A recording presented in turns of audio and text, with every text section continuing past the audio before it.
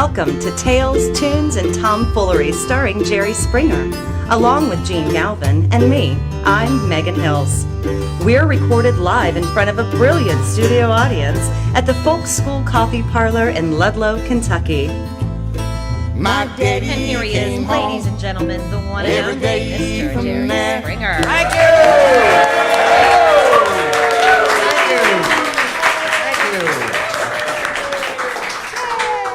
Shall we bow our heads? The Yanks are playing the fourth game. For the love of God. They have to win tonight or my life's over. Okay, well, it's been a long one, so we're... Oh, dear. Good, Megan. Speaking of that, It's had a good run, hasn't He's it? got Yeah. a good run. well, right on point. So I went on one of your, what do you call those, commercial planes to get here? Yeah, one of those commercial planes. This is absolute truth, God's truth. I'm in line where you go through the security stuff. Yeah. And, you know, you got to take everything out of your pocket. Well, you all know that. So, News to I you. don't, but you Yeah. guys do. Shocking. No. Just learning that. Jerry sold his plane or is selling his plane. So then I see the people in front of me and they start taking off their shoes. Oh. Yeah. Right. So I start taking off the shoes and the security guy, I swear to God, says, "You don't have to do that." And I'm thinking, oh, those are my shoes. And he knows my show. Isn't that nice? I don't have to do it. And he points to the sign. If you're 75, you don't have to take off your shoes. I was going to say, it's not because you're I famous, swear to Jerry. God. I said, Wonderful. what? Yeah. He says, are you 75? Sir. Not for another 4 months. Taking off my shoes. Very fun. This is, and I'm telling you, the day I turn 75, I'm taking those suckers off. There you go. I've got, well, as you know, I'm 65, so I have 10 Oh. years before I face that. But, hey, you know, I have tried, Megan, you know this, I've tried my hardest to bring inspirational people to Jerry's attention to get him to do something remarkable. Yeah. It's kind of a motif. Yeah, I've yeah. talked about it and talked about it. Yep. So I brought in over the phone, he was in, I think, Costa Rica at the time, Jerome Palette, That was really riding cool. a bike Yep. from Canada to the tip of Argentina. Yes. Great conversation with him on this podcast. You No can impact listen on to it. Jerry at all. None. Then I thought, well, Well, what did you want me to do? Walk to South America? do something. Anything. Something. Not I lying took on. my shoes off. Yeah, right. Lying on a beach in the Bahamas is not remarkable.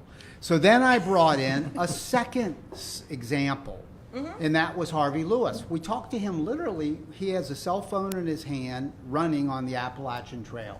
He came in the top 10 speed-wise days, number of days, of all the people who have ever traversed the 2,100 miles of the Appalachian Trail. Then I amazing. found the granddaddy of them all. What? Bryce Carlson, Right. Yeah, He- that was so who rode and set the world record, beat the world record Yes. by 2 freaking weeks Yes. of rowing alone, no Yes. support team, across the Atlantic in a rowboat. Yes. And I begged Jerry after those 3 samples, do something remarkable. And I did. And what The was very Did I next- miss something? Yes. What'd you do? The very next week, I took a bath without a snorkel. Well, ain't that something? I left it out. You can You know, ask you Mickey. have a lot of potential, and it has really just been thrown away, hasn't it? Yeah, really. I lowered myself in, no snorkel. I let go. Wow. And here you still sit. So, Megan, I've Gee, had a long I life. got a fourth one. I think this one What? will do it. Will inspire him. Because I think I missed something. I got inspiration, and then I think the piece I was missing was the help part. Because I think for some of this, you think, well, I can't do that because I can't do it. Yeah. I'm not, it's like go dunk a basketball. Well, I can't, I'd like to, but I can't do it. Yeah. So I went on a trip. We've discussed it. You knew it. I put some stuff on Facebook. Yeah, they were great. Yosemite National Yeah, Park. very Yes. cool. Oops. My Yeah. passion throughout my life has been backpacking. Yes. So I went backpacking, and we went for, 9, 10, 11 days, and we did 3 backpack trips into Yosemite National Park. It's an amazing place, sacred ground. On one of those trips, and Yosemite National Park has this huge valley called the Yosemite Valley. Then Yes. it has the higher country north and somewhat east Yeah. called the High Sierras. Amazing. And it's got some other stuff. So the first trip, we were on, I guess it will be the south side of the valley, near an area called Taft Point, if you ever go there. We camped on the edge of a cliff. Yes. Unbelievable campsite. Yep. And when night fell, I said to Dr. Larry Gray, the guy that was on this trip with me, I said, that wall, El Capitan, do you know what that is? No. It's a... That was good. That was pretty emphatic. No. 3,000-foot vertical granite face. Wow. Where climbers all day and all night, probably 365 days of the year, drive into that valley, get their gear, walk over to that cliff, and they climb. They are elite climbers, so no normal person could do it. They are elite climbers. So they're up there. When they first started doing it would take about a week to do, and then therefore at night they're all camped on this rock. That's so cool. Unbelievable. Yeah.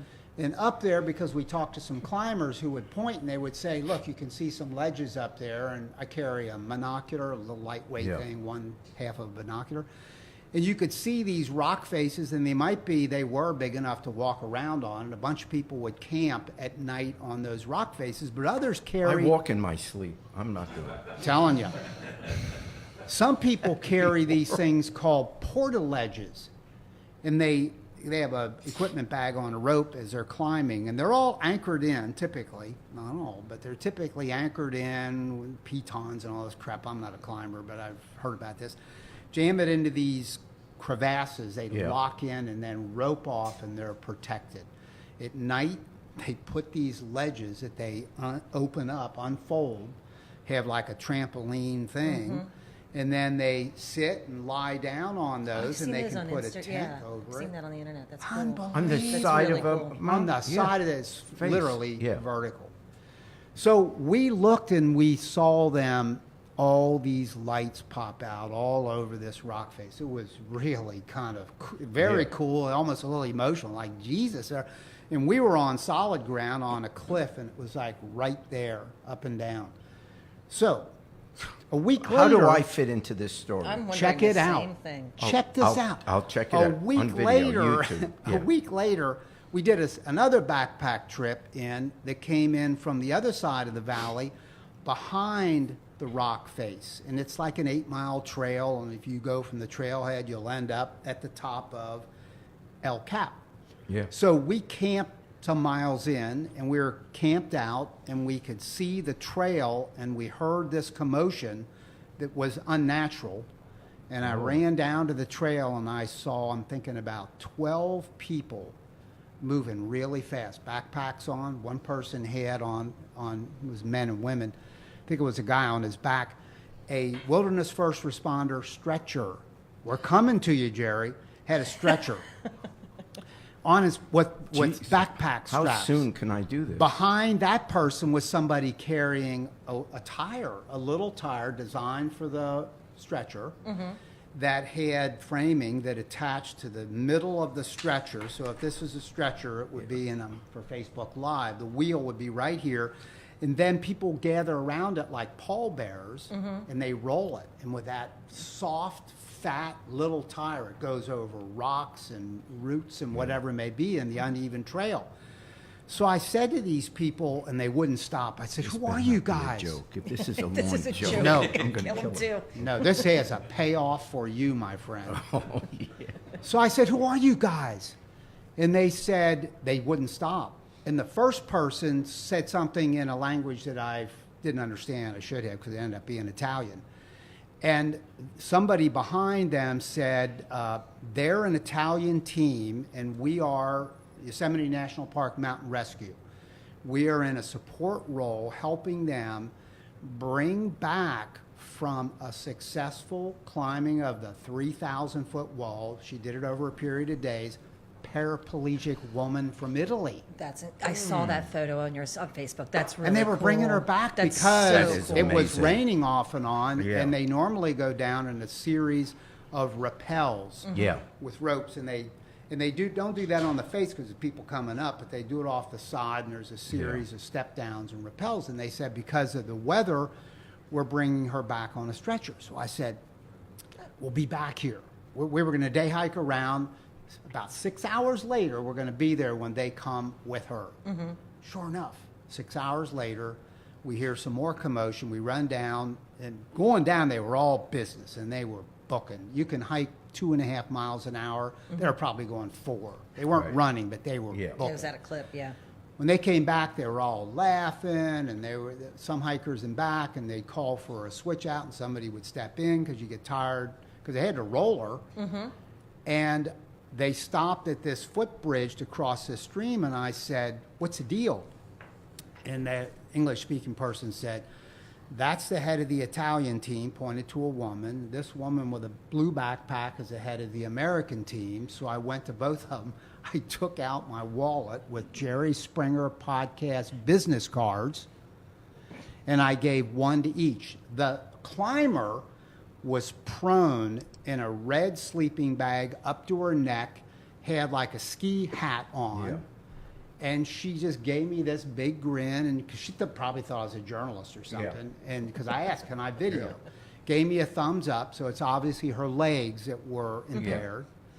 So I asked the head of the Italian team, the head of the American team, "We want to talk to her. Not today. That would be amazing. I want to connect and over the phone talk about how she did this." I did some research. She wasn't the first paraplegic to do it. But then, you know how it is with me. I get visions. I get great ideas. I get what are called big ideas. You get ideas. This is I where get it like goes big downhill. ideas. This is where it's. This has been really nice. I got this James. big idea. This is where this Megan, is I got going. this big idea. Oh, let's hear it, Mr. Galvin. There's something in it for all of us. Yeah. But he's got to get the checkbook out, Yeah. Well, as usual. for any of your dreams. Here's the thing. You're going to rent a car. Oh, now, wait a minute. I do And like then that we idea. have to put him on a stretcher and pull him Here's across. here's what we're going to do. What? I want to talk to the woman paraplegic climber Yes. because it would be interesting. I really want to talk because the Italian team leader said she climbed with a partner. So they were a two-person team. Yes. I'll assume that the partner was the lead climber and would put in protection, and she would climb up, and that person removes it, and they keep going higher. It's that lead climber that I propose, with the help of your finances, we pay him or her, don't know which it is, to drag your ass up El Capitan. That's don't the think piece he- I was I still don't missing, think he Megan. That's the piece I was missing. I say that's a piece. You know what I'm Like saying? like you're I dragging wanted an him. animal up the hill or something. Good God. I wanted him to ride a bike to Argentina. He ain't gonna ride some bike to Argentina. No. But somebody would drag his sorry I butt want you to up put in that rock perspective. face. He opened this podcast complaining about commercial air flights. Yeah. I don't see him doing anything that has Why? any kind It's a of. fair point. I can't believe I didn't think of that. But look, if this guy helped No, the a whole woman thing is who has no stupid. use of her legs, Well, no, it's not stupid what she did. It's stupid to think that I would do that. He can't do that that. you could, but you could do it because I think what they do, she used these ratchet things. I believe. That's why I want to talk to her. There's been no publicity of this. I mean, I saw it with my own eyes, and Dr. Gray was there with me. He requires I call him Dr. Gray, even backpacking. So that PhD was hard to get. Give me some respect. Dr. Larry Gray. So, okay, so Dr. Gray and I saw it with our eyes. This woman did it. Yeah, she's. Yeah. he I want to can't. be wearing. I want to be wearing a mic so you can hear the splat. When he hits the ground. All right, well, let me close on this because some people are Take interested. care of yourself, honey. Here That's how lies I'm Jerry going out. Springer. That's how I'm going out. Let me close on this for Yeah, the people close. for the people who appreciate El Capitan because Yeah. I'm not a climber. I'm in awe of all this. Last summer, two people, they're now getting into what's called speed climbing. Climbers told us in the valley with whom we spoke said that, when they started this, that people took weeks to get up that rock face and camped on the side, hauled food up in their equipment bag. Then last summer, and maybe before then, they started the speed climbing thing. So last summer, two climbers climbed over 3,000 feet, not in a week or two, but in 1 hour and 58 Shut minutes. up. Wow. They know exactly where the routes That's are. And they just go boom, boom, boom. They know where all the Yeah. handholds are. Then 2 people did that, and the one guy thought he was protected, tied in, and the one guy fell and screamed horrifically, and the other guy yelled the stereotypical OF, Yeah. and it wasn't tied in, and they both died. They fell off the face. This was last year. Just this past season, this Wow. summer. Now, final point, I can't wait to see it. It has no tragedy in it, but a guy who is considered to be the best rock climber in the world, again, I don't do this stuff, I admire the hell out of it, he climbed it in 4 hours. In the movie, National Geographic movie, in theaters now, is called Free Solo, which means he climbed free of any ropes, and he climbed alone, and he had a team of videographers hanging all over the rock face as he was climbing, who shot, apparently, I've seen the trailers, Yeah. unbelievable. I can't imagine the strength that was taken. footage. That's unbelievable. And when you hear that he was on the Today I'd have Show to this work it. morning, I'd have to work out. and I'm not asking Megan that he do that. I am not I mean, asking. that's ridiculous. That's stupid. I'm not stupid.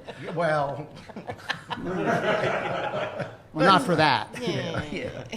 that is Anyway. That sounds amazing, but I prefer a firing squad. I mean, if I'm gonna God, I go, search. I don't want. I mean, that's.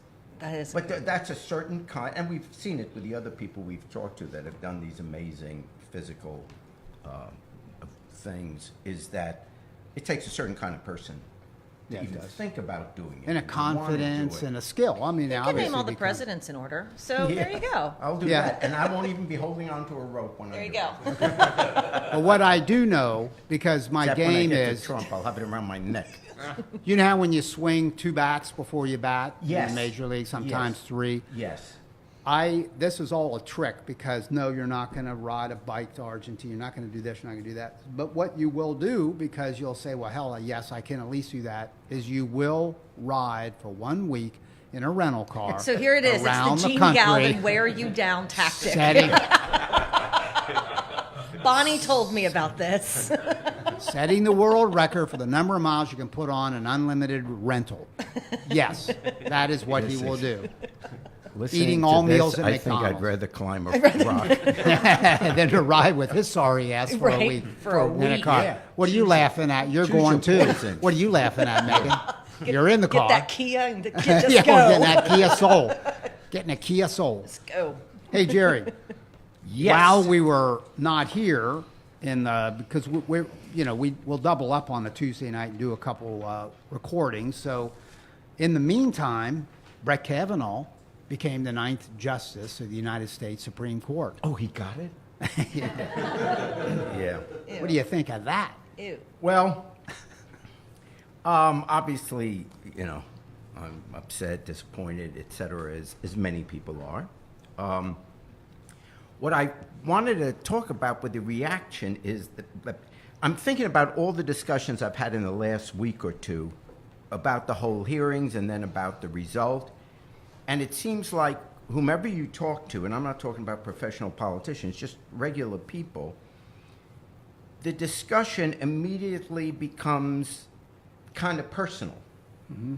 And there's almost no one in the middle. There's one half immediately, and it's usually women, not all the time, but people side with Christine Blasey Ford, and with her amazing testimony, totally authentic, and what you get is, I understand what she's talking about. Maybe I've had a similar type experience or whatever, but it's something that's always on a woman's mind, and so that group can't even fathom a Kavanaugh.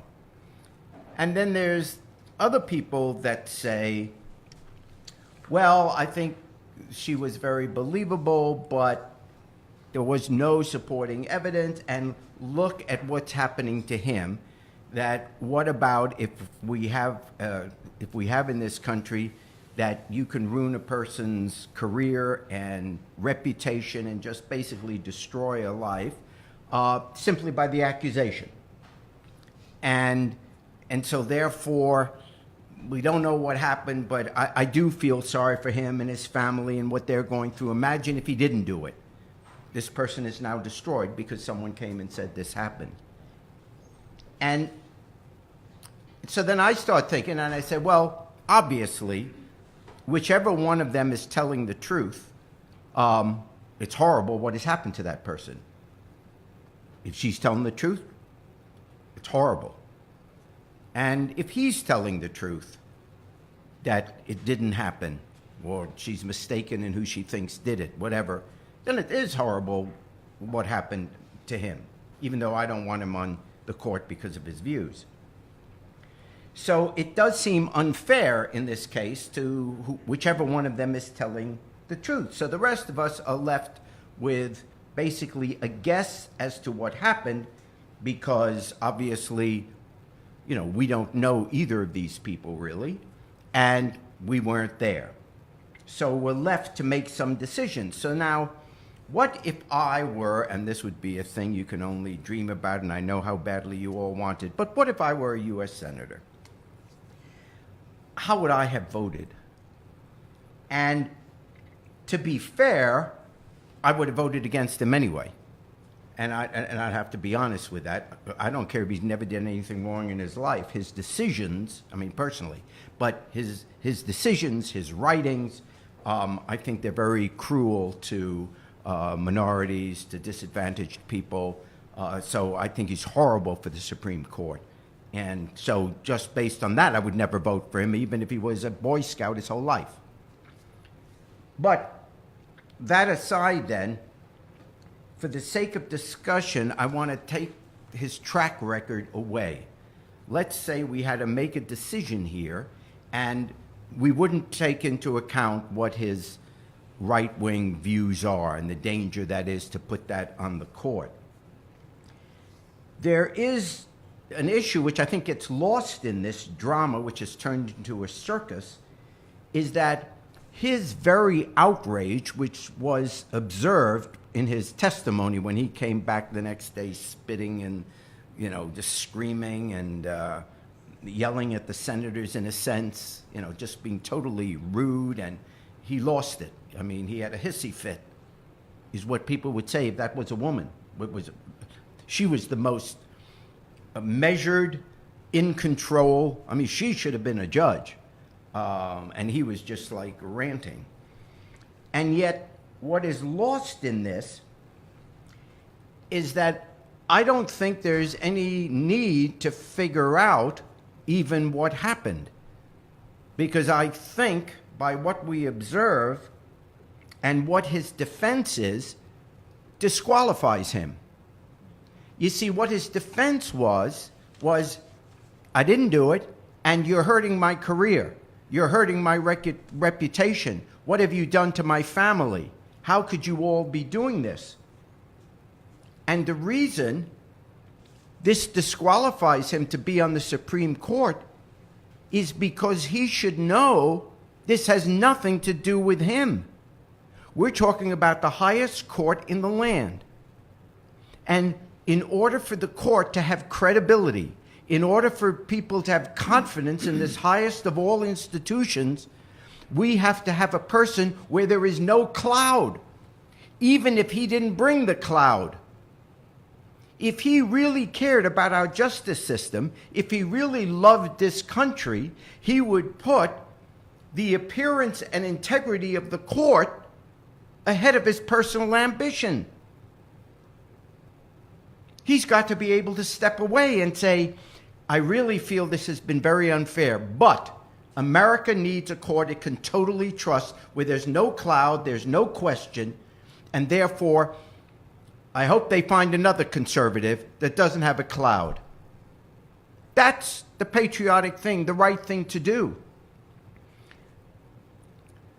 Nixon, of all people, in 1960, in an incredibly tight election, he lost to John Kennedy.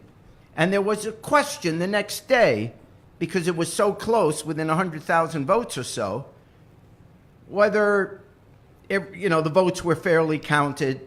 Did Kennedy steal the election in Chicago, or did he steal it in Texas with Lyndon Johnson's help?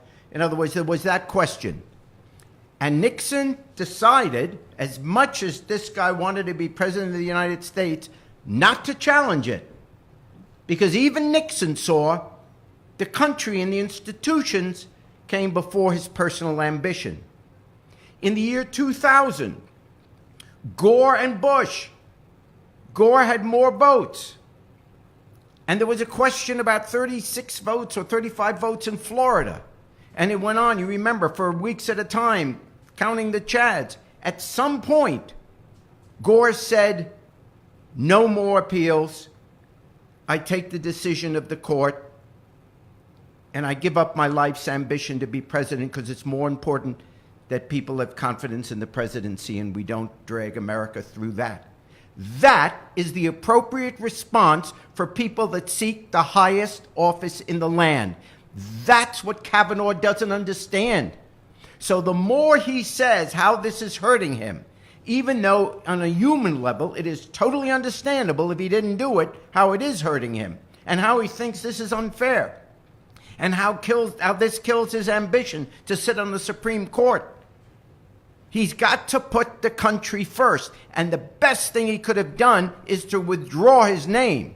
And now the best thing he can do is to resign, is to say, I am pleased personally, obviously, that I was confirmed. But I got to tell you, there is a cloud. And we know there's a cloud. That's not debatable. 50% of the people, 50% of Americans don't want him on the Supreme Court. That's a cloud. And the senators who voted for him, I mean, think about it. This guy was nominated by a president who didn't get the most votes. He was confirmed by a Senate that didn't get the most votes. That's right.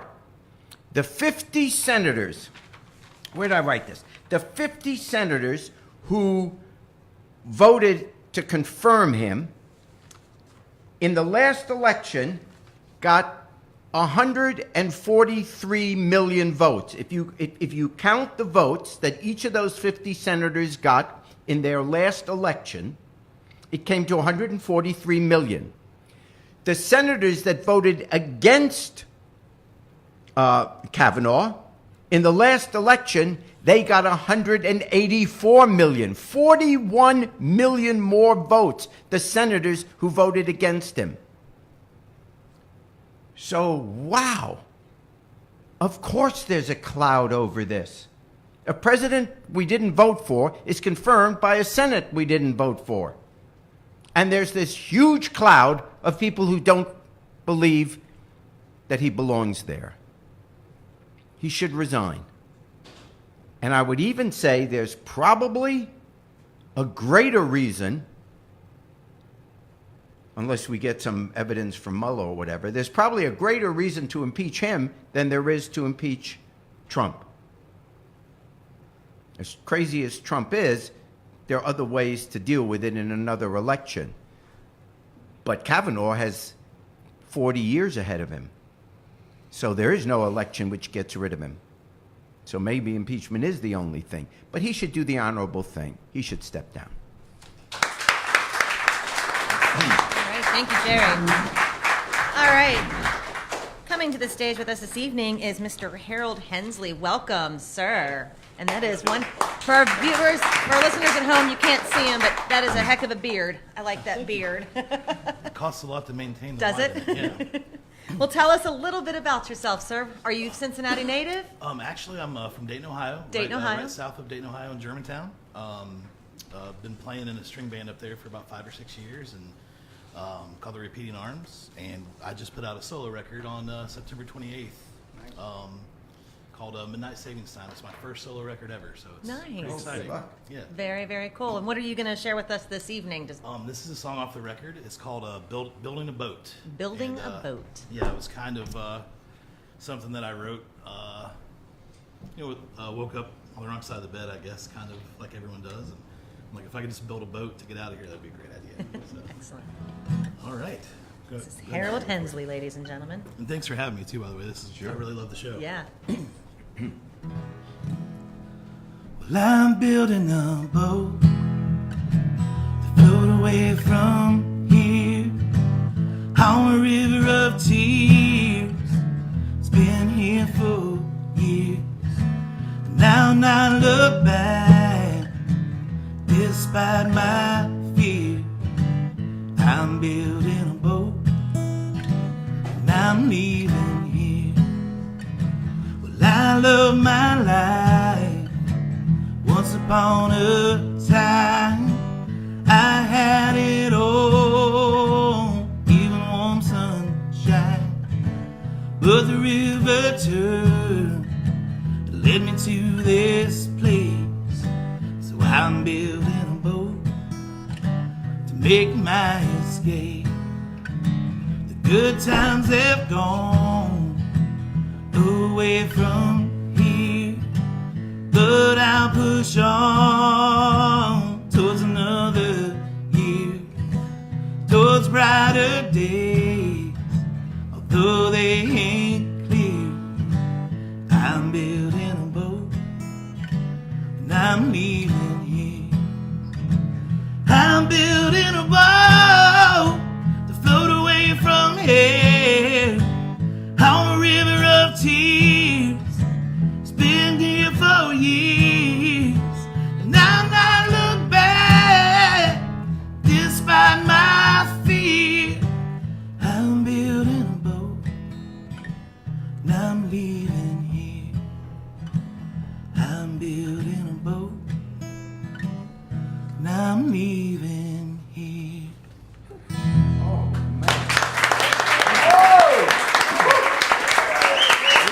Thank you so much. Harold, tell us where we can listen to some of your music. The record just came out on Magnaphone Records, Yeah. independent label in Dayton, Ohio. There You can go to that website and find my page. Has all my information, all my shows and stuff like that, and downloads and where to buy vinyl and CDs. And what was that website again? Magnaphonerecords.com. Magnaphonerecords.com. Well, thank you very was much. wonderful. Yeah, that Thank was you so much. Oh, excellent. man. We'd love for you to sing with Jerry. Yeah, you'll really want to get a boat now. Go far, far away. A little down by the riverside, if On you the wouldn't river, mind yeah. taking us out on that. All That right. would be fantastical. Thank you again. Let's hear it for Harold Hensley, ladies and Yeah, gentlemen. hey! Thanks for having me. I'm gonna lay down my heavy load down by the riverside, down by the riverside, down by the riverside. I'm gonna lay down my heavy load down by the riverside. Study war no more. I ain't gonna study war no more. I ain't gonna study war no more. I ain't gonna study war no more. I ain't gonna study war no more. I ain't gonna study war no more. I ain't gonna study war no more. Gonna lay down my sword and shield down by the riverside, down by the riverside, down by the riverside. I'm gonna lay down my sword and shield down by the riverside, down by the riverside. I ain't gonna study war no more. Ain't gonna study war no more. Ain't gonna study war no more. I ain't gonna study war no more. Ain't gonna study war no more. Ain't gonna study war no more. Whoa! Y'all come back now, you hear?